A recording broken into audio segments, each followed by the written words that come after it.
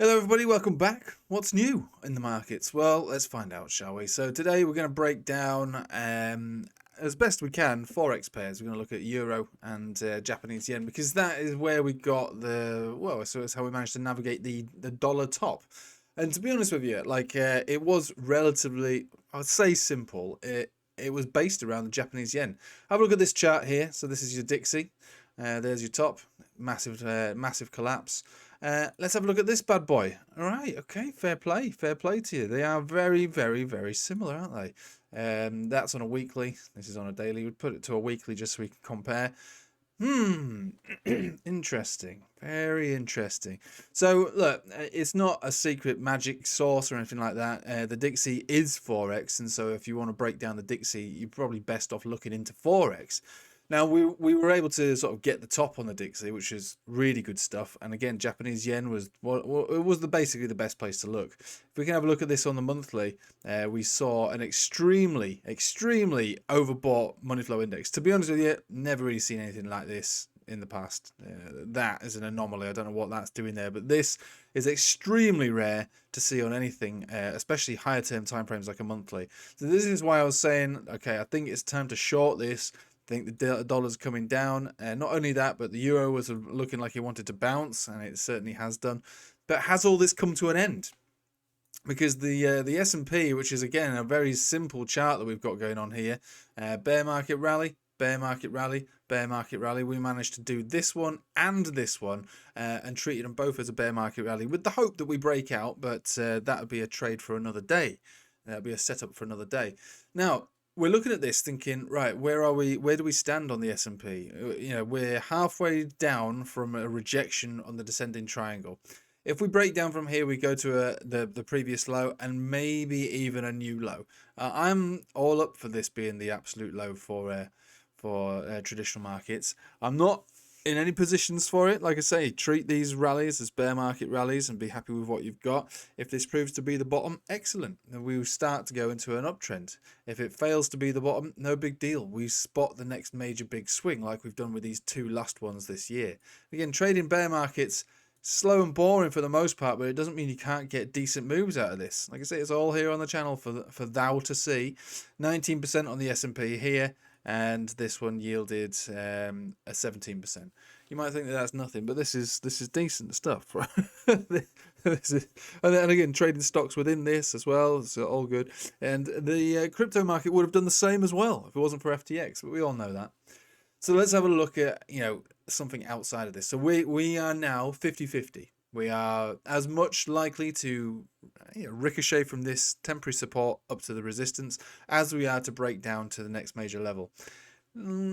I'm really looking at this chart thinking, to be fair with you, I think the downside is probably more likely because all the major moving averages are above us. It's only the 200 which is below us. So and the general direction is still down. So even though it's like 50-50, it's more like 60-40 in favor of bears. All right, that's the truth of the matter. And so there's not much point looking at the S&P because we know we're in the midst of a rejection. Let's have a look at how bad things can get if the Dixie were to bounce. So this is Dixie on the weekly here. We can put ourselves a little slice into the action here, and we can see that there is a reason for us to bounce more or less from where we're at right now. Let's turn on the indicators to see if there's any other reasons for us to bounce. Not really. We're in the same position as we were last week, waiting for us to close this weekly candle above or below the 50 exponential. Since we came down to test it, 1, 2, 3 weeks have closed above it, but we're back down below it once again. When we got out, or should I say, into any position when the Dixie reached its peak over here, our destination was the 50 exponential, and for the last 3 weeks, it's proved to be the support that's just about held. And again, it doesn't mean we can't have wicks down below what we have, but the Dixie's not really giving too much away. It's not looking like it wants to bounce on this weekly. On the daily, it's not really looking very bouncy either. So it does toy with the idea of coming down to 101.3. Let's have a look on the 4 hourly just to see if there's anything likely to happen today. Not really looking like it wants to bounce today either.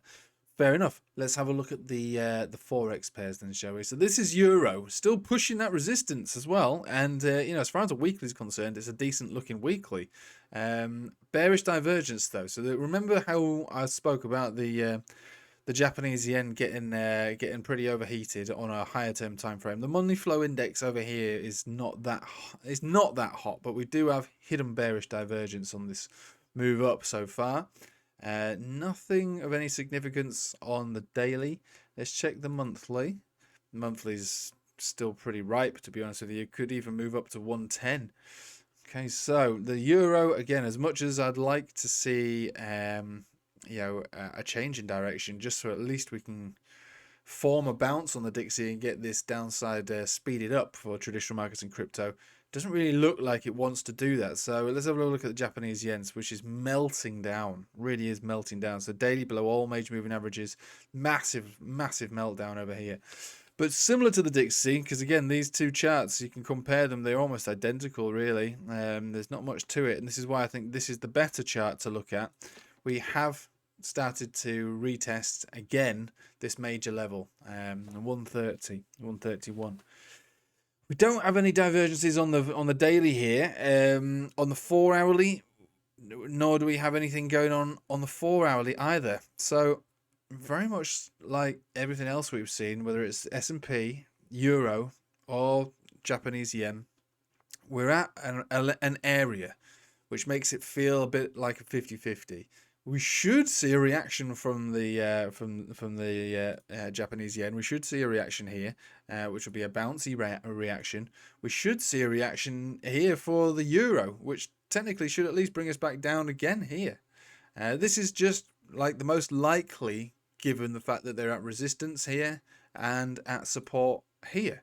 So these are the most likely scenarios, and if those two things happen at the same time, we would get a reaction on the Dixie, and the Dixie would likely have a little bounce up, 105, 106, and the S&P will probably respond accordingly and break down from that as well. And again, it's not going to be doing, it'll be doing a lot faster than that. This is weeklies. So that's what we should expect given what we're seeing here. So if that's what we expect to see from forex pairs, and again, it's 60-40 in favor of this sort of reaction. So a rejection on the euro, a support on the dollar versus yen, and breakdown from the support on S&P. So with all that in mind, what do we expect for Bitcoin? Well, probably a breakdown from Bitcoin too. Probably breaking down on Bitcoin, because Bitcoin will likely emphasize the move on the S&P. And if that's the case, we'll probably move straight back down to 16,500 and then some, to be honest with you. Probably dipping our toes back into the $15,000 zone, given everything that I've said.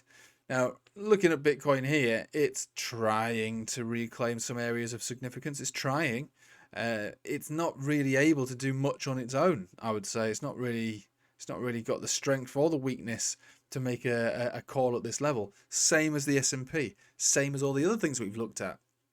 Now, the one thing that we can overlay onto all of this, using our imagination, of course, is that it is December.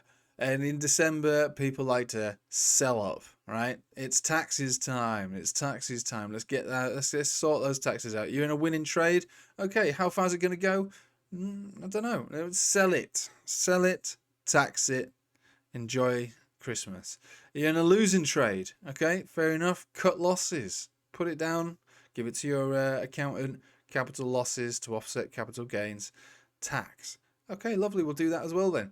Right, so that sounds like fundamentally there's a lot of reason to sell in December, which is probably why we're being so sideways and boring. Doesn't mean that it has to go down. I'm just saying that December is usually a lame time to try and trade anything. It's not the greatest of months. It's never known really as a rally month or anything like that. Moving into next year, different story. So, with that said, it really is a matter of sitting on the sidelines at this point now. There's not much point in trying to make any particular calls when the bears have got the upper hand by what, like I said, 60-40. The other thing I could talk about just very briefly is the Bitcoin dominance chart, which again is at a resistance. It's not a major resistance. It is at a resistance. Been floating around 42 this entire time. Nice green line there for you all to see. Look. this is not like a major area for it, but it is an area all the same. There's a 50 exponential just above us. We're at the punching the top of this Bollinger Band.